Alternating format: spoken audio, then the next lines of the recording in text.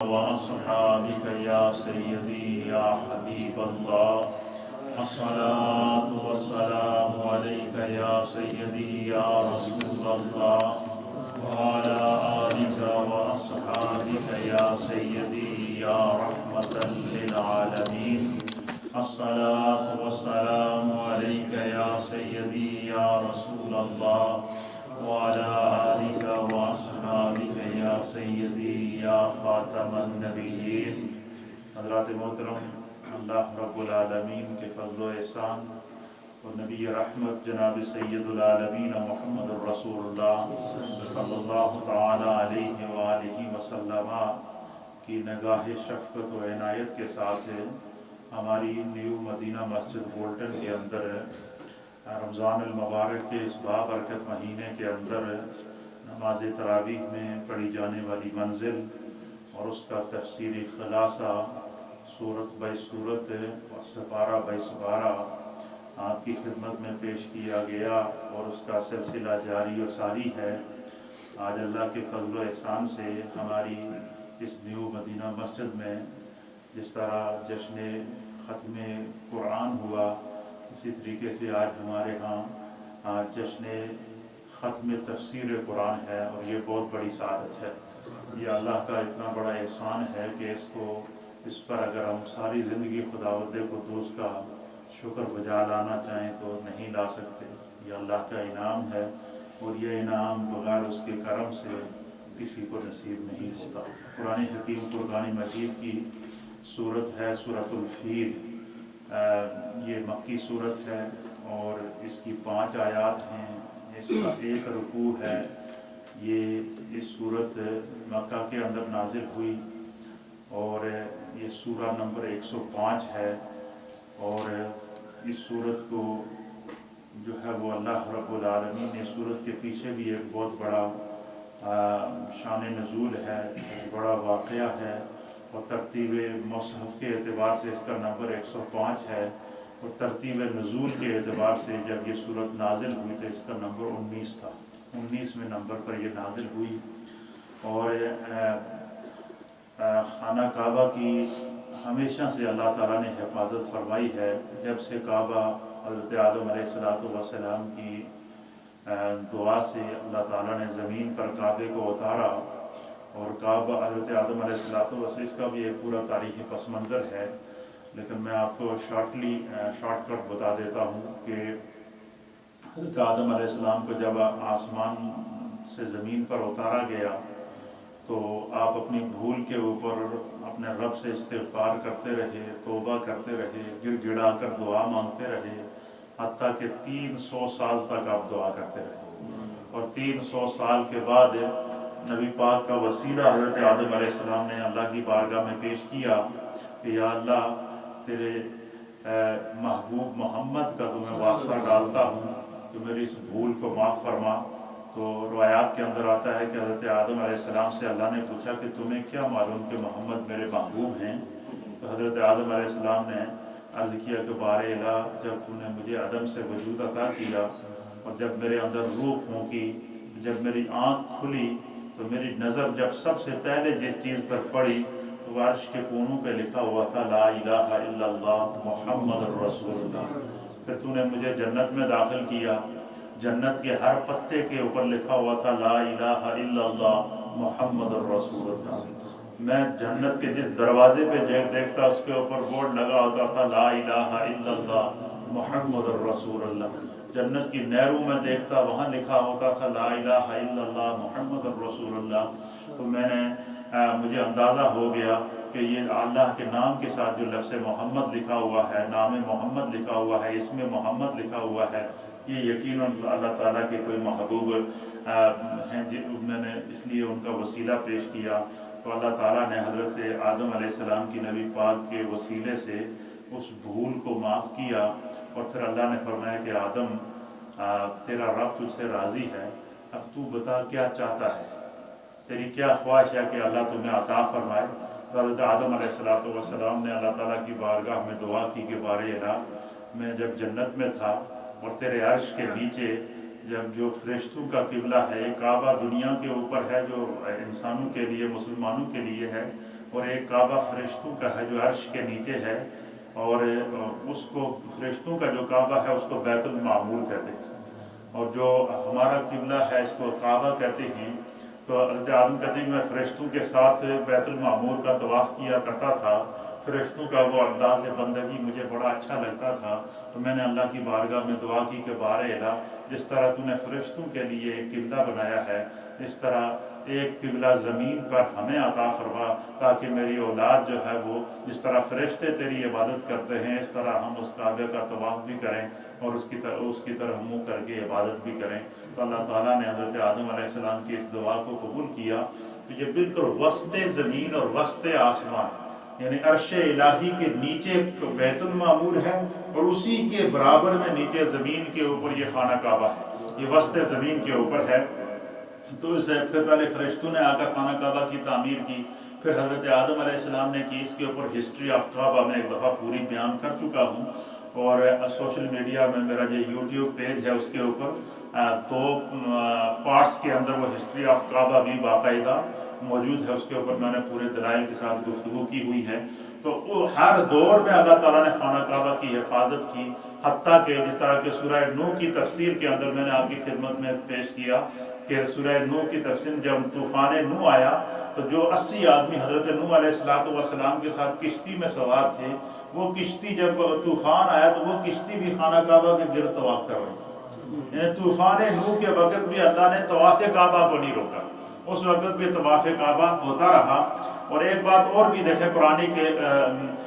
مطالعے سے ہمارے علم میں آئی ہے، آپ نے سنا بھی ہوگا، اور میں نے اس تفسیر قرآن کے اندر ان واقعات کو بیان بھی کیا ہے کہ دنیا میں جس کو بھی اقتدار ملا نا، وہ اقتدار کے نشے میں اندھا ہو گیا،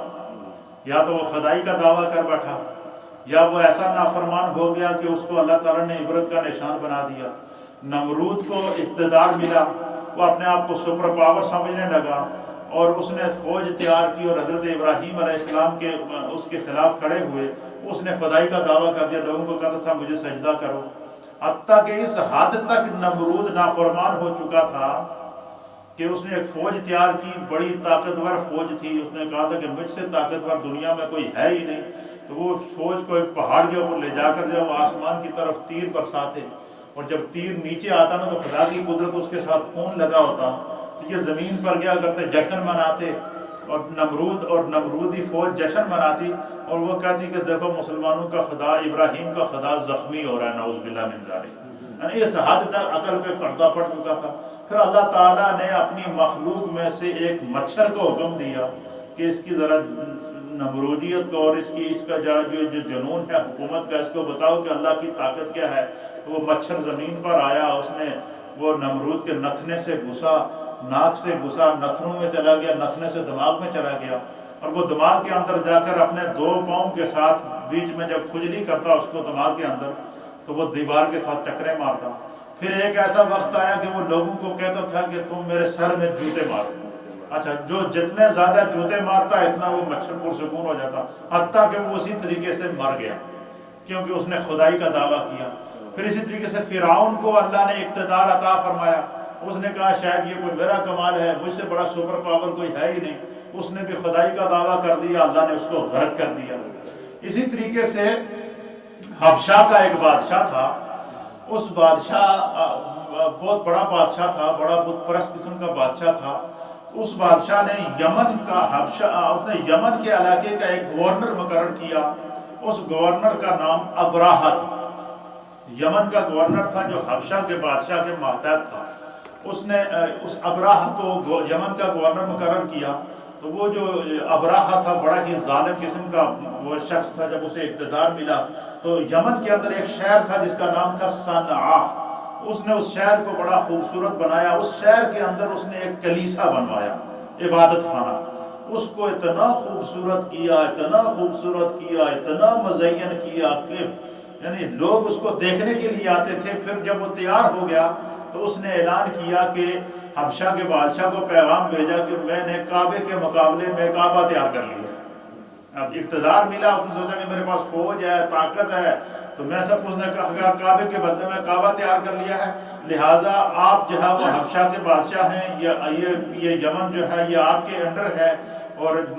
آپ ایک تو آ کر اس کو چیک بھی کر لیں، دیکھ بھی لیں، دوسرا یہ کہ آئندہ سال سے آپ یہ اعلان کریں کہ آئندہ کوئی بھی شخص کعبے کا طواف کرنے یا کعبے کا حج کرنے نہیں جائے گا، وہ جو ہم نے کعبہ بنایا یہ اس کا آ کر طواف کرے گا۔ یہ اس اقتدار کے نشید ہیں، اس کو جو ہے وہ خانہ کعبہ کے مقابلے میں اس نے کہا جی کہ کعبہ کیا ہے، ایک مٹی کا بنا ہوا، پتھروں کا بنا ہوا گھر ہی تو ہے، تو اس سے خوبصورت ہم نے بنا لیا، ہم نے اس میں موتی بھی لگائے ہیں، ہم نے اس میں سنگ مرمر بھی لگایا ہے، ہم نے اس میں سونا بھی لگایا ہے، ہم نے اس میں کیا کیا پوری بادشاہت کی ساری یمن کی اور حبشہ کی دولت لگا کے اس کلیسا پہ لگا دی۔ اب وہ بنی کنینا، مکے کے قریش کے خاندان کے سے ایک شخص جو بنی کنینا سے جس کا تعلق تھا،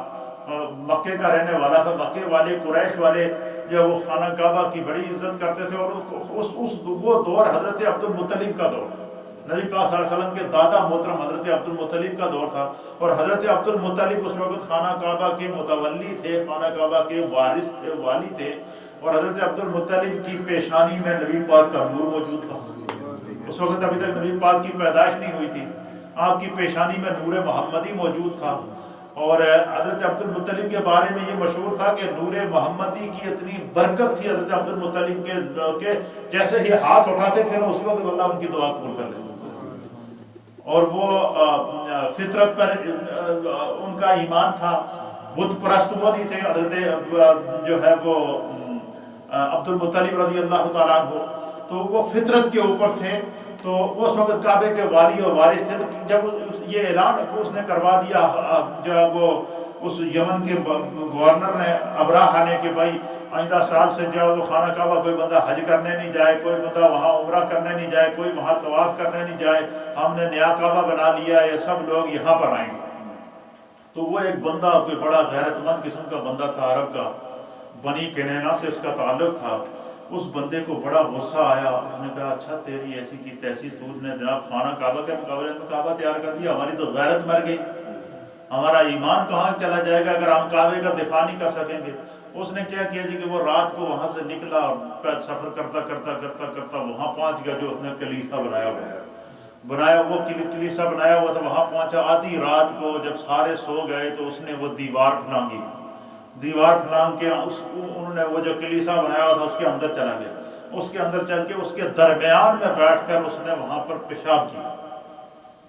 پیشاب کرنے کے بعد ایک روکا لکھ کر اس کو چھوڑ آیا کہ تو خانہ کعبہ کے مقابلے میں تو یہ بنایا، تیرے گھر کی یہ حیثیت ہے ہمارے نزدیک، تو یہ کر کے وہ وہاں سے نکل کے آ گیا۔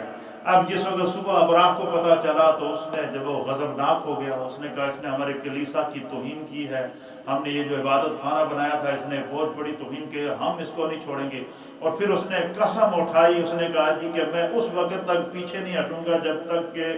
کعبے کو گراؤں گا نہیں، اس بادشاہ ابراہ نے، کہ جب تک میں کعبے کو گراؤں گا نہیں، پیچھے نہیں ہٹوں گا۔ اس نے فوج تیار کی، اور فوج بھی ہاتھیوں کی فوج تیار کی، اور تمام جنگی ساز و سامان کے ساتھ لیس کر کے انہوں نے چاروں طرف سے خانہ کعبہ کو گھیر لیا۔ گھیرنے کے بعد کیونکہ حرم تھا، یہ پتہ تھا کہ حرم پر اگر، اور عرب کے قوانین کے مطابق بھی کہ بغیر کسی وجہ سے اگر وہ حملہ کرتے تو وہ مجرم ٹھہرتے، تو اس نے یہ کیا کہ گھیرنے کے بعد اس نے کہا جی کہ اب ایسا کرو کہ جو مکے والے ہیں ان کو تنگ کرنا شروع کرو، مکے والوں کا مال لوٹنا شروع کرو، ان کے مال مویشی لوٹنا شروع کرو، ان کے جانور لوٹنا شروع کرو، اور جس وقت ان کا مال لوٹیں گے تو یہ ہمارے ساتھ جنگ کریں گے، ہم پر حملہ کریں گے، تو جب یہ حملہ کریں گے تو ہم کعبے کے اوپر حملہ کریں گے۔ انہوں نے مکے والوں کا جب مال لوٹا تو ان میں سے حضرت عبد المطلب جو نبی پاک صلی اللہ علیہ وسلم کے دادا تھے ان کے 200 اونٹ بھی لوٹ لیے اس نے۔ اب جب حضرت عبد المطلب کو پتہ چلا تو وہ پتہ چلا کہ اس طرح کعبے کا اس نے گھیراؤ بھی کر لیا اور خانہ کعبہ پر وہ حملہ بھی کرنا چاہتا ہے ابراہ، اور اس نے چاروں طرف لشکر بھی لگا دیے، فوج بھی لگا دی، ہاتھیوں کی فوج لگا دی ہے۔ اس فیل عربی زبان کے اندر ہاتھی کو کہتے ہیں، جو ہے وہ انگلش میں اس کو ایلیفینٹ کہتے ہیں، جو ہے وہ اردو میں ہاتھی کہتے ہیں اس کو۔ تو یہ اس نے جب حضرت عبد المطلب کو پتہ چلا کہ میرے اونٹ بھی، وہ 200 اونٹ بھی اس نے قبضے میں کر لی، انہوں نے کہا، انہوں نے 2-4 بندے ساتھ لیے، سیدھا ابراہ کے پاس چلے گئے اور اس کو کہا جی کہ وہ میرے اونٹ میں واپس کر۔ اس نے کہا جی بڑے عجیب بندے ہو تم، کعبے کے وارث ہو تم، کعبے کے متولی ہو، تمہیں کعبہ بچانے کی فکر نہیں ہے، میری چاروں طرف فوجیں لگی ہوئی ہیں، تجھے اپنے اونٹوں کی فکر ہے۔ انہوں نے کہا کعبہ وہ بچائے گا جس کا کعبہ ہے،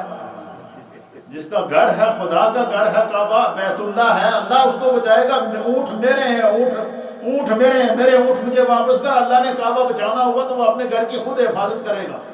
اس نے تو طوفان نوح میں بھی کعبہ کی حفاظت کی، اس نے ازل سے کعبے کی حفاظت کرتا آ رہا ہے۔ کعبے کا مالک جانے اور کعبہ جانے، تو میرا اونٹ میرے واپس کر۔ وہ بڑا حیران تھا، یہ کعبے کے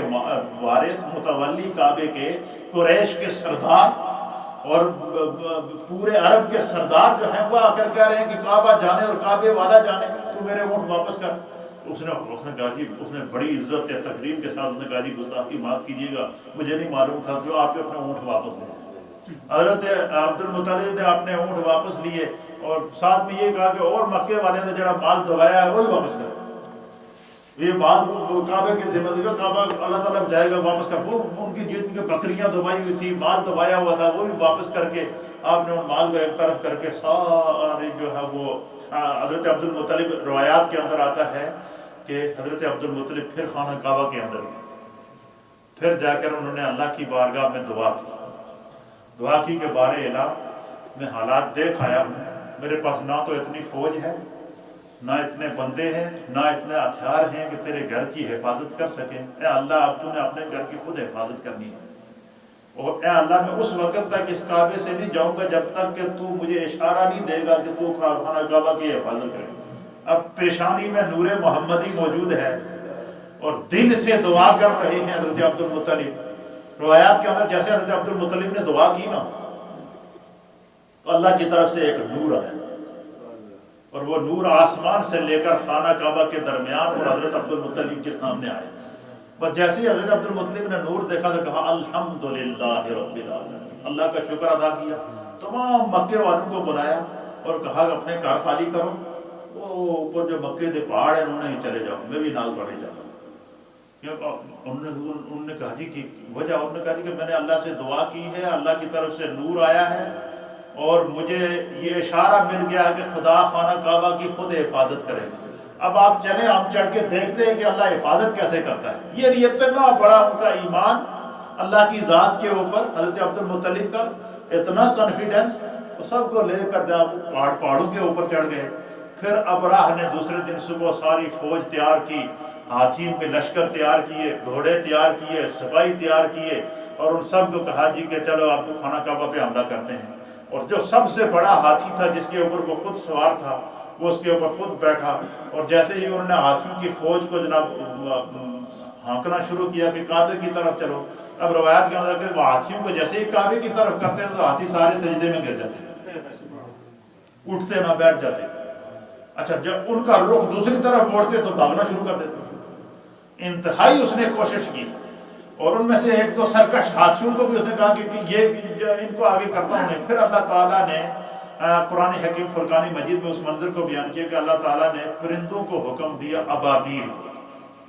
ایک کالا سا پرندہ ہوتا ہے چھوٹا سا، جو اس کو ابابیل کہتے ہیں، اللہ نے ان کو حکم دیا کہ تم جاؤ اور میرے گھر کی حفاظت کرو۔ مفسرین نے لکھا ہے کہ وہ ابابیلوں کے جھنڈ ہزاروں کی تعداد میں تھی وہ ابابیل، اور ان کے ہر ابابیل، ہر پرندے کے پاس تین کنکریاں ہوتی تھیں۔ ایک اس نے چونچ میں پکڑی ہوتی تھی، ایک اس کے ایک پنجے میں تھی، اور ایک اس کے دوسرے پنجے میں تھی، اور وہ آتی اوپر فضا کے اوپر، ہر ہاتھی کے اوپر اور ہر فوجی کے سر پہ کھڑی ہوتی، اور اوپر سے وہ چونچ والی کنکری کو چھوڑتی، اور وہ بالکل اس طرح ٹارگٹ پہ ہٹ ہوتی، وہ جو کنکری آتی اور آ کر بالکل وہ جو ہاتھی پہ بیٹھا ہوا سپاہی تھا اس نے لوہے کے ٹوپ پہنے ہوا تھا، وہ ان کے لوہے کے ٹوپ کو چیرتی، ان کے سر کو چیرتی، ان کے پیٹ سے نکلتی، ان کے نیچے سے نکل کر ہاتھی کو چیرتی ہوئی زمین میں چلی گئی، اور جس کے اوپر وہ کنکری گرتی تھی وہ وہیں پر مر جاتا، اور بالکل اس کو یہ پتہ چلتا کہ نہ اس کنکری کے لگنے سے ہاتھی بھی مر جاتا، ہاتھی پہ بیٹھا ہوا بندہ بھی مر جاتا، اور بالکل اس طریقے سے کہ اور اسی سے یہ جتنا کہ جو میزائل ٹیکنالوجی نکلی ہے کہ جو ہے وہ اس کو ٹارگٹ کے اوپر ہٹ کرتے ہیں، بالکل اوپر جا کے اس کو چھوڑتے ہیں اور پھر وہ نیچے آتا ہے اور اپنے ٹارگٹ پر ہٹ کرتا ہے، یہ تصور بھی قرآن نے دیا ہے،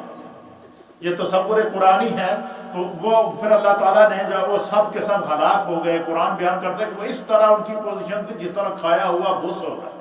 تو اس طرح اللہ تعالیٰ نے خانہ کعبہ کی حفاظت کی۔ اللہ تعالیٰ نے سورہ فیل کے اندر اس جو ہے وہ ان ہاتھیوں کا اور خانہ کعبہ کی اور حضرت عبد المطلب رضی اللہ تعالیٰ عنہ کے ذریعے اور ان کی دعا کے ذریعے جو اللہ تعالیٰ نے کعبے کی حفاظت کی، اس منظر کو بیان کیا۔ اور اب کمال کی بات یہ کہ اس میں اللہ تعالیٰ اس واقعے کو بیان کرتے ہوئے فرما رہا علم تر کیف فعل ربک باصحاب الفیل، فرمایا کہ کیا آپ نے نہیں دیکھا کہ آپ کے رب نے ہاتھی والوں کے ساتھ کیسا معاملہ کیا۔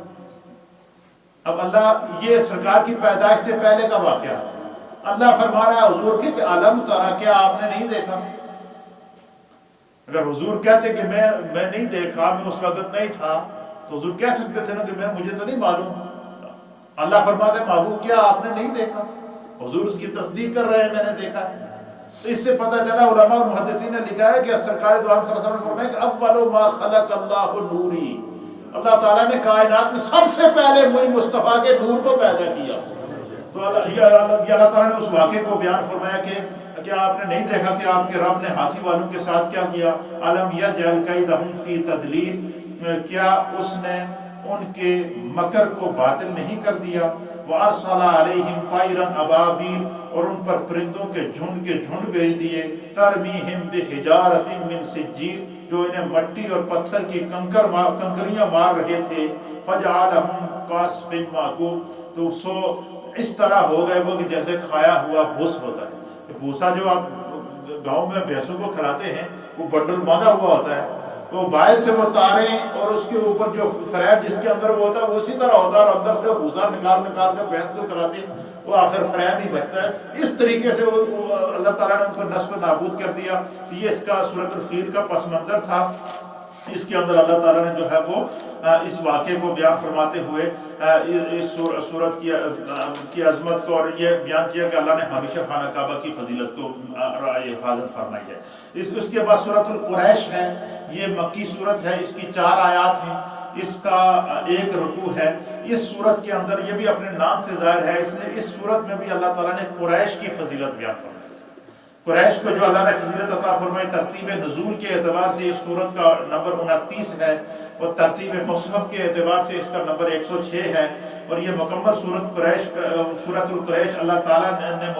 قریش پر اللہ تعالیٰ نے جو متعدد نعمتیں نازل فرمائی تھی ان کے بیان میں ہے۔ اللہ تعالیٰ نے قریش پر نعمت عظمیٰ یہ کی تھی کہ قریش جو پہلے بکھرے ہوئے تھے، اللہ نے انہیں پہلے بکھرے ہوئے تھے، منتشر تھے، اللہ تعالیٰ نے انہیں مجتمع کر دیا، جمع کر دیا، ان کو متحد کر دیا، ان کو آپس میں ایک دوسرے کی محبت پیدا کر دی۔ اور کیونکہ اسی خاندان قریش سے اللہ نے مصطفیٰ کو پیدا کرنا تھا، اسی خاندان قریش نے خانہ کعبہ کی جو ہے وہ حفاظت کرنی تھی، تو یہ بکھرا ہوا قبیلہ تھا، اللہ نے ان میں ایک دوسرے کے درمیان محبت ڈال دی۔ اور پھر اللہ تعالیٰ نے ان کے یہ کاروباری لوگ تھے، اللہ نے ان کے کاروبار میں برکت پیدا کر دی، اور اس حد تک برکت پیدا کر دی کہ یہ گرمیوں میں شام کی طرف تجارتی سفر کرتے تھے اور سردیوں میں یمن کی طرف تجارتی سفر پر آمادہ کیا اللہ نے ان کو کہ آپ اپنے کاروبار کے لیے کوشش کریں، خدا تمہارے کاروبار میں برکت عطا فرمائے گا۔ پھر یہ متحد ہو گئے، اللہ نے ان کے کاروبار میں برکت عطا فرمائی۔ اور یہ خانہ کعبہ کی برکت ہے کہ آپ دیکھیں کہ لاکھوں لوگ ہر سال حج کے لیے جاتے ہیں، اور کتنے لوگ جو پورے سال میں عمرے کے لیے جاتے ہیں۔ اب وہ صرف حجاج کی آمد و رفت کی وجہ سے اب وہ اتنا خود کفیل ہو چکا ہے، وہ عرب کا وہ ماحول کہ ان کو کاروبار، ضرورتیں، ہر چیز وہیں پر مل رہی ہے، کیونکہ اللہ تعالیٰ نے اس کے اندر برکت پیدا فرمائی ہے۔ تو اس سورۃ القریش جو ہے وہ قریش کی فضیلت کے اندر اللہ تعالیٰ نے بیان فرمائی کہ اللہ نے ان کے کاروبار کے اندر برکت عطا فرمائی۔ اس کے بعد سورۃ الماعون ہے، أرأيت الذي يكذب بالدين فذلك الذي يدعو اليتيم ولا يحض ولا طعام المسكين۔ اس صورت کے اندر جو ہے